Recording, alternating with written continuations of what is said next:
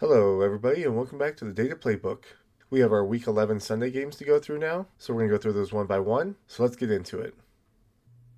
Getting into the Carolina Panthers, going to the Atlanta Falcons. You have the Falcons favored on the money line with a spread of 3.5 and a total line of 41.5.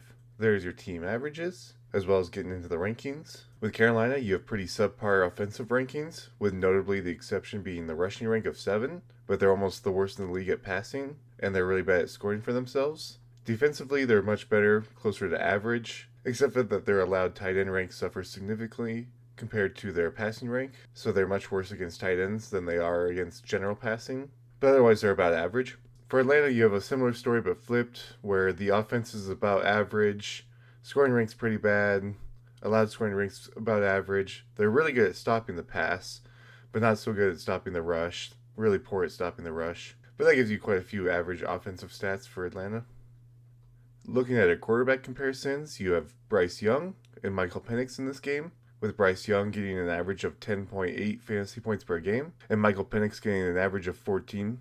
Bryce Young has 7 interceptions this season, with 2 fumbles lost due to a sack and 2 other rushing fumbles. Michael Penix has 3 interceptions, with 2 fumbles lost due to a sack. And then there's your averages, as well as their carry share breakdown.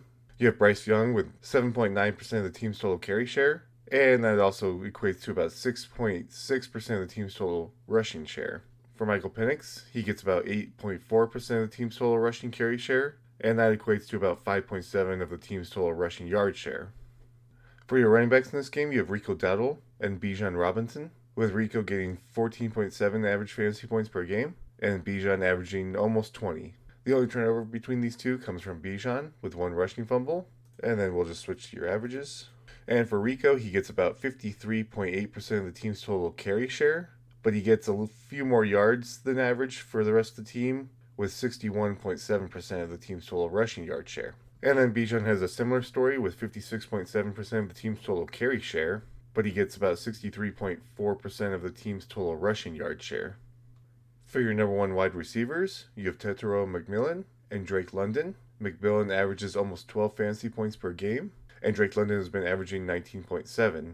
Once again, the only turnovers come from Atlanta's side, with 1 receiving fumble loss. And then here's your averages, along with our target share, which gets a little crunched up in here, so unfortunately it's hard to read all the names. Maybe I'm going to try to expand that a little bit here in the future, but that's what we have to work with for now.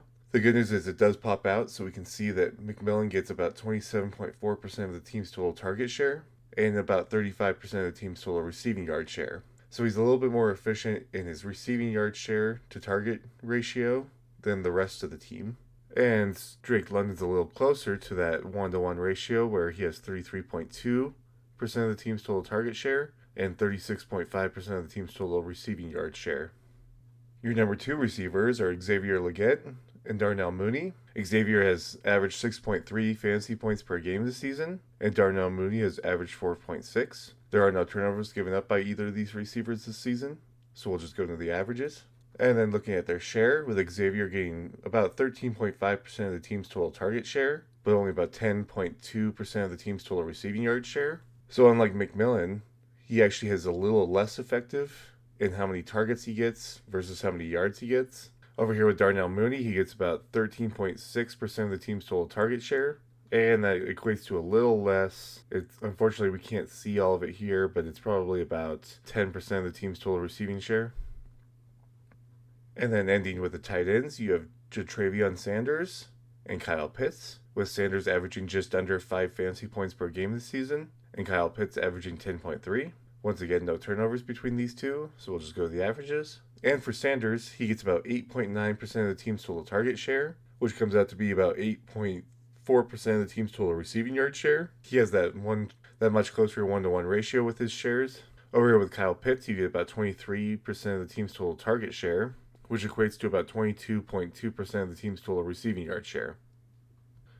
So this could be a pretty close game. You have Carolina with an allowed scoring rank of 12, Atlanta with an allowed scoring rank of 16, so they're both about average at stopping each other from scoring. But Atlanta only has a scoring rank of 27, Carolina with 28, so they have a hard time scoring for themselves, both teams do. With a passing rank of 31 here, I wouldn't expect much out of Carolina, especially with the allowed passing rank of 2, so Atlanta probably will shut that down real fast. However, Carolina may be able to rush the ball pretty well with a rushing rank of 7 against an allowed rushing rank of 29. This average offense of Atlanta is going to have a harder time against an average defense of Carolina, so I guess we'll just see how this really works out, but it kind of actually seems like Carolina's numbers would match up a little better against the Atlanta defense in order to help Carolina really win this game. But we'll just have to see how it all works out. And there's your numbers for that game. I hope that you found it useful. And if you did, leave a like and subscribe. And otherwise, comment on what else you want to see in the future. But other than that, thank you so much for watching. And I'll see you for the next matchup.